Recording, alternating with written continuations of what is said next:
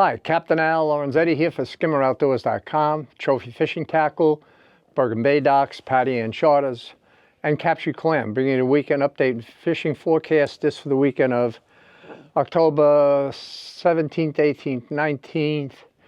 Looking at the weather, Friday, fishable, a little windy in the morning, winds laying down. Saturday is the day to fish. Saturday will be good offshore. And then Sunday morning, and then the winds come up again. So anyway, on the fishing scene, we had the storm for the last few days, so I don't want to give any bull information, stuff that doesn't exist. So all I know is there should be fish around. I haven't gotten reports from anybody, but the last report, well, today is we're filming on the day, the 15th. So as of now, fluke is done. And it's blackfish season. So that's what you got to focus on. And what else is going on? The storm, it's, I don't know what to say. Because I haven't fished it myself, but it was 3 horrible days of wind, rain, very high water. I got stranded down in my house, couldn't get out. So that's it, pretty much. I don't have a fishing report, so it's all guesswork. It's just a matter of getting out there. So we'll find out for this Friday, Saturday, Sunday. People are going to be out there and we're going to find out. I got a feeling when things settle down, I got a feeling the offshore chunk bait is going to be crazy fishing. They eat. When you get a weather change like this, they just want to eat.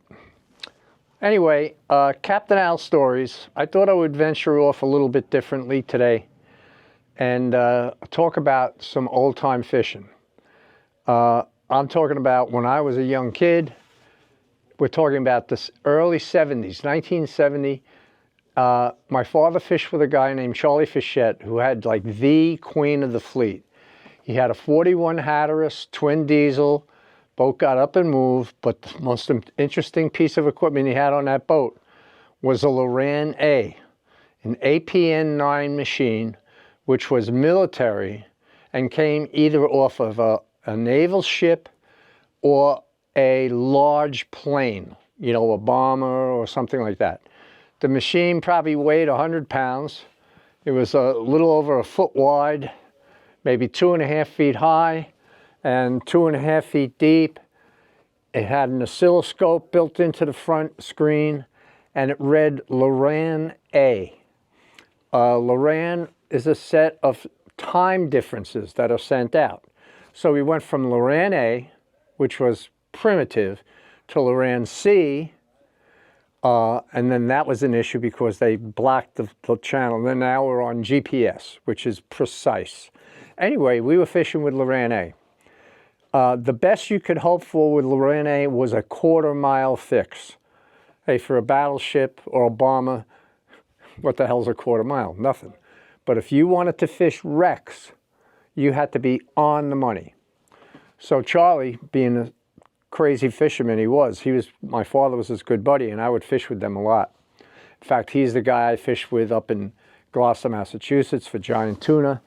And so anyway, in the morning, he would take a Loran reading at his house where his boat was kept and compare it to what he knows was the exact right number.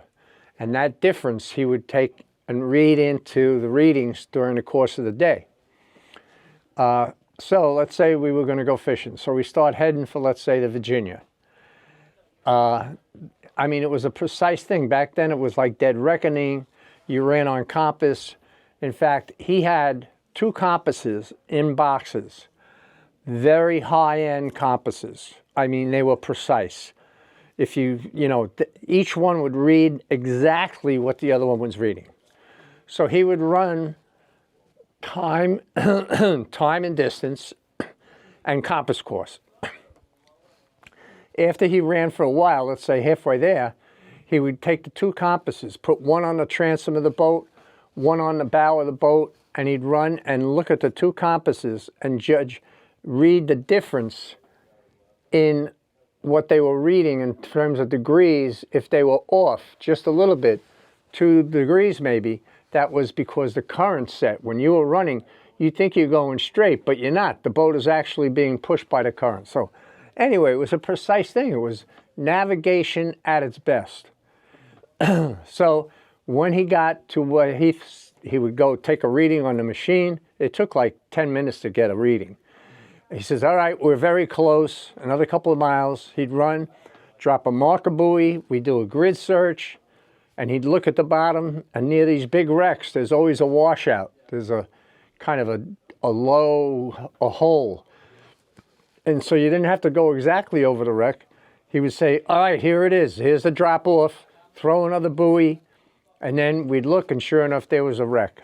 And the recorder he had was military also. We're talking a big ELAC machine. This big, that wide, with 10-inch paper. Eventually they came out with smaller, with 6-inch or 8-inch, but he had a 10-inch machine. And the needle went around. And he'd mess around, and finally, all right, we're on it. Drop the jigs. Back in those days, it was like nuts. When you went wreck fishing and you got on these wrecks, you hit the bottom, you had a fish on. It was codfish, pollock, sometimes bluefish, but I'm talking serious fish. 30, 40-pound cod. He had them up to 60 pounds. Pollock to over 40 pounds. And he loved pollock fishing. When we caught a pollock, he'd run up current with the boat, throw the anchor, and start chumming with bunker chum. He had, of course, it was a big boat. He had a freezer, break out a can of chum, break out some squid, and start chumming the water. And those pollock, which are also called Boston Blues, would come right up behind the boat, 20 feet back. I mean, we fished monofilament right to a hook, put a squid on it, feed it back, and it was like, boom. You'd hook some of these pollock when they were 20 pounds or more, they'd take you right down to the bottom, right, and fight them back up. A friend of mine, Bruce Morabito, I think he still holds the state record, I think a 45-pound pollock. But those days it wasn't are we going to catch fish? When you got on a wreck, you decided, all right, that's enough. Anybody need any more for friends, whatever? You packed up your stuff and you went home. You left the fish there. But it was an amazing time. And that was an amazing boat back in 1970. One of the first fiberglass boats. They didn't know what fiberglass would do.